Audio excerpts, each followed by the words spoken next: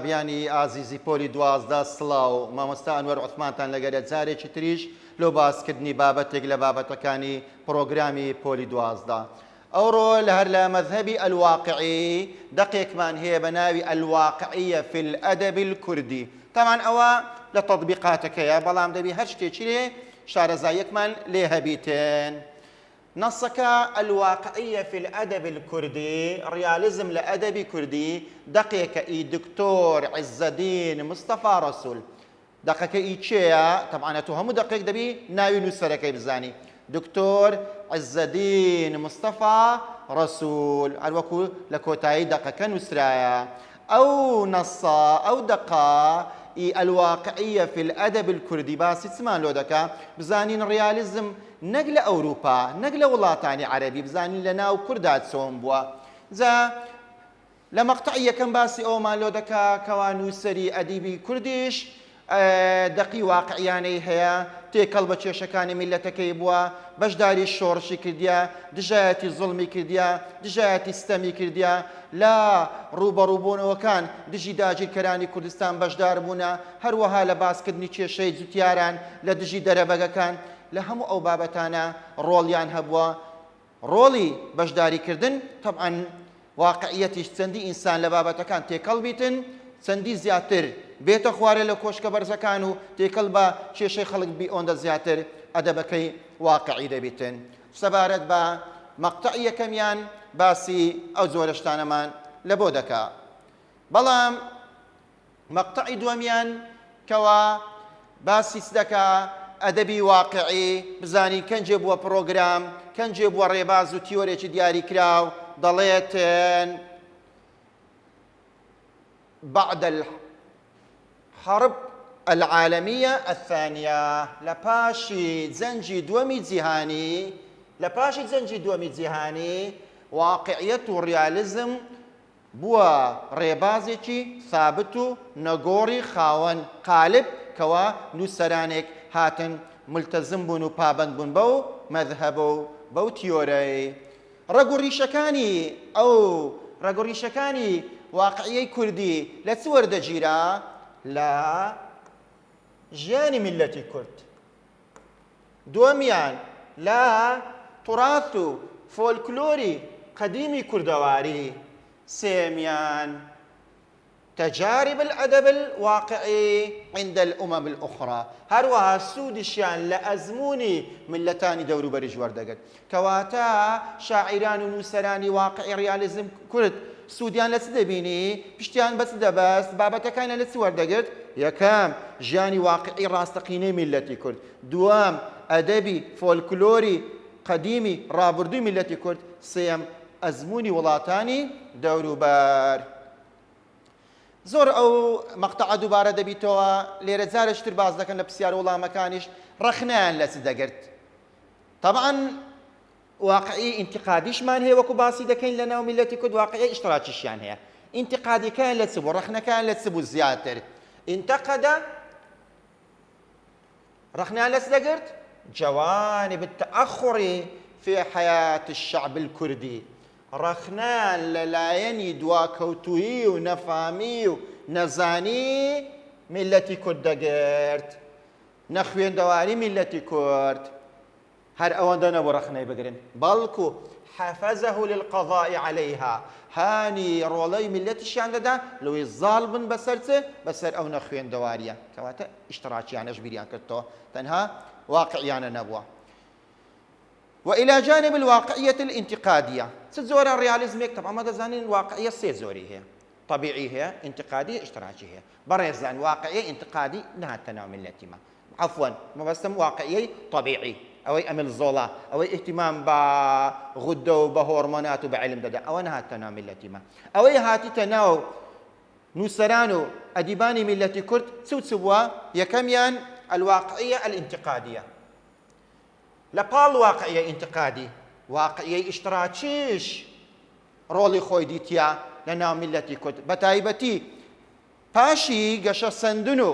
بڵاوبوونەوەی بیر و بۆ چوونە پێشکەوتن خوازە شۆڕشیە زانستیەکان لە پاشی بڵاوبوونەوەی ئەفکاری مارکسیەت و ئەفکاری پێشکەوت و خوازی ئیشتراکیەکان کە ئیدعایان لۆ دەکرد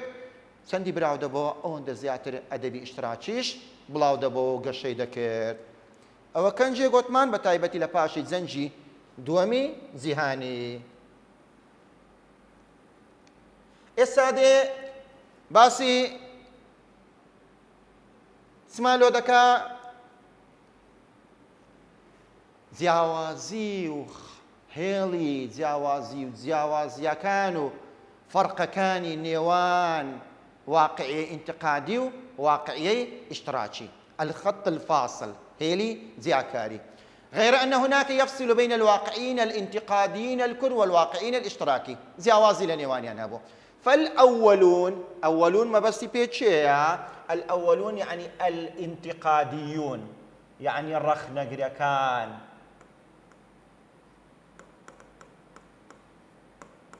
رخنة كان سيان هبو رخنة كان انتقادية كان يتحدثون باسيس دكان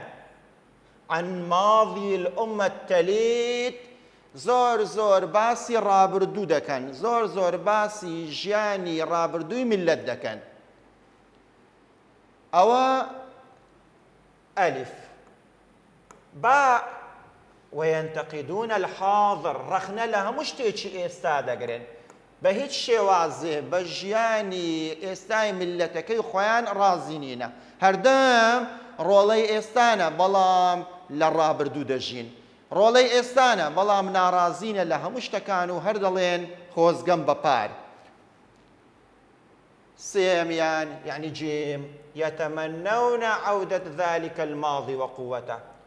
هردام خوزقي أودا خوازن كوا رابردو زاري تردو باربيتوا کاتێکەوە کێشەکانی ئێستان چارە سەر ناکەن کاتێکەوە پلانیان پێنیە و خەون بە داهاتۆ ڕەنجین نابێنن ناچار دەگەڕێنەوە لە بۆ ڕابردوو خۆزگەی گەڕانەوە و دووبارە بوونەوەی ڕابردوو دەخوازن. ئەو سێ خاڵە چ بوو؟ ئەو سێ خاڵە تایبەتمەندیەکانی واقعیەکانی میلەتی کورد بوو. ئەدی بزانین ئیشتراکیەکان چۆنن، بزانین ئیشتراکیەکان چۆنن. ئیشتراکیەکان اعتزازهم بالماضي اوانش شنازي برابردو دكن نفرد لرابردو ناكن حاشا لرابردو خوان ناكن اوانش انتقادهم لمساوئ الحاضر اوانش رخنة لخال نرينيكاني استاي ملتكي خوان دقرن اوانش نارازين لا خاڵە نەرێنی و خاڵە کەم و کورتیەکانی میلەتەکەی خۆیان بەڵام جیاوازەکە لەو خاڵەدایە. ئەوانە ئەو ئیشتراکیانە خۆزگە بە دووبارەبوونەوە و بە گەڕانەوەی ڕابردوو ناخوازن. ئەوانە بەرەو دواوە ناڕۆن بەڵکو سەیری ئاسۆی پێشە خۆیان دەکەن و هەنگاو بەرەو داهاتوو دەنێن و پلانیشیان هەیە لە بۆ داهاتوو. لۆیە يرسمون صورة واضحة للمستقبل الوضاء نەخشە و پلانێکی زۆر پرشنگدار و ڕوون و ئاشکرایان پێ لە بۆ داهاتوێکی ڕەنجین. یعنی ئەوانە شانازی بەڕابردوو دەکەن ڕەخنە لە خشتە هەڵەکانی ئێستا دەگرن پلانیشیان پێ لە بۆ داهاتوو نەخشەشیان پێ لە بۆ داهاتوو بە تێڕوانین و بە بیرکردنەوەی ئەو ئیشتراکیە مارکزیانە لن تكون السعادة في مفهومه ملكا للجميع بهيج شوازي خلقان خوش نابن و آسوده نابن لداهاتو مگر لجير آلاو لجير سيبري دادوري كوملاياتي نبي پێیان وایە دادوەری کۆمەڵایەتی 100% دادوەری کۆمەڵایەتی ڕێژەیینا بەڵکو نمونەیی لە چێن دەرێ هەیە تەنها لە لای ئیشتراکیەکان هەیە ئەگەر خەڵکان هاتنە ژێر ڕایەوان ئەو کاتی خۆشحاڵ دەبێن. ئەوە چێ؟ دکتۆر عیزەدین مستەفا ڕەسوول لە دەقە نووسینەکەی خۆی وا دەرێتن. ئێستا ئێمە دیراسەی ئەو دەقە دەکەین سەرەتا سێ پێناسەمان هەیە دەرێ لەم باس بکە سێ پێناسەمان هەیە دەبی ئەو پێناسانە بناسینەوە لەبەریان بکەین کاتێ لە هەڵبژاردن هاتەوە بزانین ئەو پێناسانە کامەنە. یەکەمین پێناسە ئەدەب نیضالی نووسەر باسی ئەدەبی نیضالی کردبوو ئەدەبی شۆڕژێڕی أدب يناضل من أجل تأمين الحقوق المشروعة للشعب ئەدەبی نیضاڵی چییە؟ ئەدەبێک کە تێدەکۆشی لە بۆ بەدەستهێنانی مافە ڕەواکانی ملت. ئەوە ئەدەبی نیضاڵی. ئەی نووسەر مەبەستی چ بوو لە الحقوق القەومیە؟ مافەکانی گەل. حقوقی قەومی بریتیان لە مافەکانی گەل لە ئازادی، دادپەروەری، یەکسانی، وەرگرتنی زانست، وەرگرتنی داو و دەرمان و چارەسەر بەبێ نرێخ. ئەوە مافی ڕەوای هەموو گەلێکە. ئەی کاتێک گوتی خەڵکان خۆشحاڵ دەبن لە ژێر ڕایە و سێبەری دادوەری کۆمەڵایەتی. دادوەری کۆمەڵایەتی چییە؟ عەدالەی ئیجتیماعی. عەدالەی ئیجتیماعی تەکافؤ الفرص، یەکسانیە لە ئۆفەرەکانی ژیان و بەرزبوونەوە پلە و پایە وەرگرتن. وتەئمینها بالتەساوی، لە بۆ هەموو خەڵکان بە یەکسانی ئۆفەرەکانی ژیان و خۆش ژیان هەبیتن. لۆ چێ لیجەمیع المواطنین، بۆ هەموو هاوڵاتیان، واتە هاوڵاتی نمرە یەک و نمرە دوو لە کۆمەڵگا بوونی نەبێتن. ئێستا باسی چ دەکەین؟ دەرێ لەو دەقەی دکتۆر عیزەدین مستەفا ڕەسوولی چار دێرم لۆ دەربینە، چار تەعبیرم لۆ دەربینە کە مانای ئەوە بداتن ڕیالزم و واقعیەت لە ئەدەبی کوردی بوونی هەبی. دەڵێن چار دەقی ئێستا دەردەینین. یەکەم دەیگوت التعبير عن مشاكل الشعب وتصوير حياته ونضاله بشكل دقيق وواقعي. تعبير كردنو دربرين لتشيشكاني ملت وينه تشيشاني قال وينه تشيشاني شورشي قال بشيويتي زور ورد وزور واقعيانه بيقومان اوجه شكل خاصته كاني واقعيته. دوم يعكس حياة الشعب وجماهيره الكادحة. أدبي كردي رنگدانوي جياني ملته زماورته كوشر وزحمة شيشكي بوا. سيم يأخذ مادته من الحياة نفسها أو تيروك رومانو شعراني كهبوا واقعية كان بكاريانينه جياني راستقيني ملت بوا تشيشيك بوا بحقيقي لنا ملت رويدايا. هروها خالد سارمشيان قوتم رخنان لتدقيت رخنان للايني دواكوتوي دقيت التأخر دواكوتوي ملتي كرد هروها هانشان ددا لو الظالي بسر شي دواكوتوي برو خوين دواريو برو پێشکەوتن و ثەقافەت بڕۆن. پرسیاری کەن پرسیاری سێمیان دەرێ دەلیل و بەڵگەمان چییە کەوا ئەدەبی واقعی کوردی تەنها کێشەکانی وێنە نەکێشایە، تەنها ڕەخنەی نەگرتیە بەڵکو پلانیشی هەبوو لە بۆ چارەسەرکردنی. دەلیلمان ئەوەیە کە لەو نەسە باسی ئەوەی دەکرد شاعران و نووسەرانی کورد وێنەیەتیان کێشایە شۆڕشی میلەتی کورد لە پێناو بەدەستهێنانی دیموقڕاتیەت، مافەکانی گەل، ژیانێکی هەرە باش، بەرپاکردنی ئاشتی، هەروەها گوتمان ڕەخنەشیان لەلایەنی دواکەوتووی میلەت دەگرت. پرسیاری چارەمیان کە زۆر مهمە، پرسیاری چارەمیان مهمە، قوتابی بەڕێز پێویستە بیزانی بەڵکو لەبەری بکەین تایبەتمەندیەکان و خاصیەتەکانی ئەدەبی واقعی کوردی ئەوەی کە لەو دەقەی هەمان بوو. یەکەمیان الصراع الطبقي، ئیشتراکیەکان مارکسیەکان زۆر زۆر گرنگی بە کێشەی چینایەتی دەدەن. لە لای وان کۆمەلگا چەند چینێکە، چینی دەرەبەگ و ئاغا لەگەڵ چینی کرێکار، برێم لەگەڵ چینی جوتیار، چینی سەرمایەدار و خاوەن کارگە لەگەڵ چینی کرێکار، چینی ئافرەتان لەگەڵ چینی پیاو. پێشیان وایە ئەوە بەردەوام لە سیراع و لە چێشمە چێشدانە، یەکتر تەواوکردن نییە بەڵکو ئێسقانی یەکتر شکاندنە. ئەوان دائیمەن کۆمەلگا دابەش دەکەن لە بۆ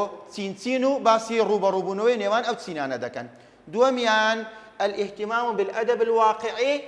وحفز الشعب على التغيير والتقدم. ئەوانە زۆر زۆر خەریکی هاندانی میلەتن لە بۆ چارەسەرکردنی کێشەکان و بەرەو پێشڕۆیشتن و شۆڕشکردن. خاڵی سێمیشیان التفاؤل بالمستقبل، گوتمان ئەوانە ڕەشبین نینە، ئەوانە گەشبینن، ئەوانە ئیجابینە، ئەوانە پۆزتیڤن، پلانیان پێیە لە بۆ داهاتوو بە قەنەعەتی خۆیان، بە بیر و بۆچوونی خۆیان کە دکتۆر عیزەدین مستەفا ڕەسوولیش ئەفکاری ئیشتراکی هەبووە. پێیان وایە خەڵکان تەنها لە ژێر سێبەری ئیشتراکیەکان و مارکسیەکان عەدالەی ئیجتیماعی و دادپەروەری کۆمەڵایەتی بەدەستدەێنیتن. پرسیاری پێنجەمیشیان هەردەرێن زۆر مهمە، ساڵانە زۆربەی جاران پرسیارێکی لێ دێتەوە لە سەرەتای دەرسەکانیش باسمان کرد ئەو ئەدەواتانە چنە ئەو ئەدەواتانە ئەو ئامرازە پەیوەندیانەکەەوە مانای دیاریکراویان هەیە تۆی قوتابی لەبەری دەکەی یەکەمیان لیذالکە ئەداتێکە لە بۆ نەتیجە و ئەنجام بەکاردێ هەیتمان من ئەجلی لە پێناوی لە بۆ سەبەب و هۆکار و پاڵنەر بەکاردێ هەیتیشمان هاکەذا لە بۆ ئیستنتاج و دەرئەنجام بەکاردێ لۆ نمونە لە وزاری لیذالکە لۆ دەینتەوە دەرێ لۆ چیە لە بۆ تەعارضە لە بۆ نەتیجەیە لە بۆ ئیستنتاجیان لە بۆ سەبەبە بەڕێزت دەری لە بۆ نەتیجەیە ئەگەر من ئەجلی باوە دەمانگۆ لە بۆ سەبەبە ئەوە ئەو ئەداد ڕەبتانە میهی من دەبی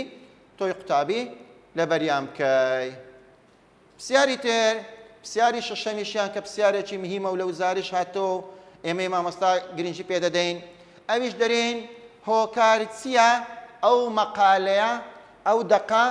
بەتاڵ بوو خلوو بوو تێدا نەبوو چی تێدا نەبوو سوەڕی بەیانی طبعا سوەڕی بەیانی مەبەستی پێ تەشبیه و تەشخیصە محسناتی لەفظی مەبەستی پێ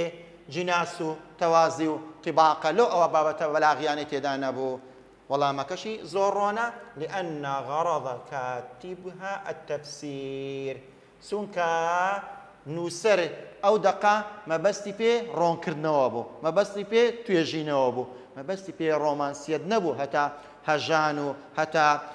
هەڵچوونی لە ناخی خوێنەر دروست بکاتێن مادە مەبەستی پێ تەفسیریە مەقالەی تەفسیری دوو شتی دەوێت چی دەوێت یەکەمیان مەوضوعیە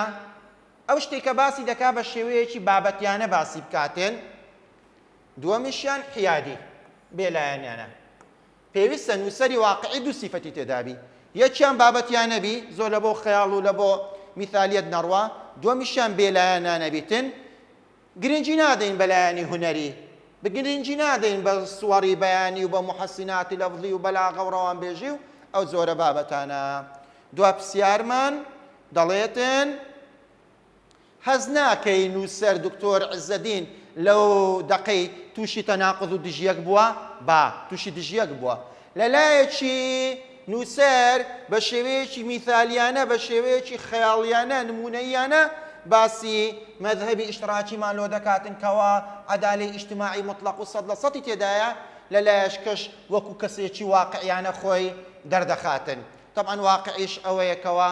کێشەکانی ژیان وەکو خۆی باسکە نەک بە شێوازێکی نمونەییانە بیر بکاتەوە دەڵێم من وەکو قوتابی بڕوام بە دادوەری کۆمەڵایەتی 100% نییە لە هیچ ڕژێم و لە هیچ سیستەمەکی بەڵکو عەدالەی ئیجتیماعی شتێکی نسبیە شتێکی نسبی و ڕێژەیە لەوانەیە لە سیستەمێک هەبی لێشکە زیاتر لێشکە کەمتر بیتن کەچی نووسەر باسی ئەوەی دەکا عەدالەی ئیجتیماعی کامل لەلای ئیشتراکیەکان هەیە بەڵێ گوتمان کەواتە نووسەر تووشی تەناقض و دژیەکەک بووە لەو دەقەیان بەڵێ قوتابی ئازیز لێرە بە کورتی باسی ئەو دەقەمان کرد کە ئەویش چ بوو الواقعية في الأدب الكردي دكتور عز الدين مصطفى رسول هروها وڵامی پرسیارەکانیشماندا بە هیوای ئەوەی بەڕێزت سوود الله ئەو بابەتە بینی بی ئیتر هەر شاد بی